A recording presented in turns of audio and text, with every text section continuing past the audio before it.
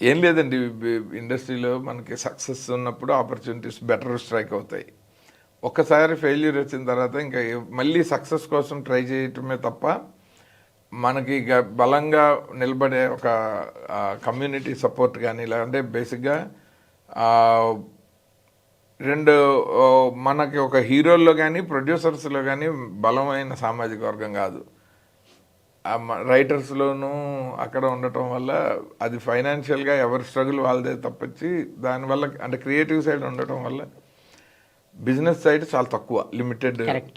మీకు తెలుసు కాబట్టి ఇండస్ట్రీలో అందరికీ తెలిసినదే. అలాంటప్పుడు ఒక మంచి ఆపర్చునిటీ రావాలి అంటే ముందర ఎవరైనా ఇవాళ రేపు ముందు సక్సెస్ చూస్తారు. ఈలోపు కొత్త నీరు విపరీతంగా వచ్చేస్తుంది. మార్కెట్ డైనమిక్స్ అన్నీ పాన్ ఇండియా లెవెల్లో పెరిగిపోయాయి, కాస్ట్ పెరిగిపోతుంది. సో దాన్ని బీట్అవుట్ చేయడానికి ఆ వెనకాల స్ట్రెంగ్త్ సరిపోవట్లేదు. అండ్ ఆపి ఒక హీరో కోసం ఒక 2 ఏళ్ళు ప్రయత్నం చేసి బలంగా అతను ఎస్ అనే వరకు అతనితోనే ట్రావెల్ చేసేంత ఫైనాన్షియల్గా ఎఫర్ట్ చేయలేము మన ఫ్యామిలీ రెస్పాన్సిబిలిటీస్కి. సో నేను ఎప్పటికప్పుడు ఆపర్చునిటీ క్రియేట్ చేసుకోవటమే. మనకు ఆపర్చునిటీ వస్తేనేమో ఫాస్ట్గా చేసేస్తాము, క్రియేట్ చేసుకోవటం అంటేనేమో చాలా టైం పట్టేస్తాం, చాలా టైం పట్టేస్తాం. ఆ టైం పట్టడమే నా గ్యాప్.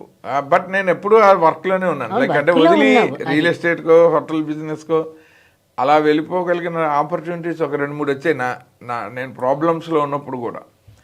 అయినా నేను వెళ్ళలేదు. అంటే అలా మళ్ళీ కొత్తది నేర్చుకుని వెళ్ళే కంటే నేను వచ్చిన దాంట్లో కొంచెం ఓపిక పట్టడమే బెటర్ అని ఉండిపోయినది.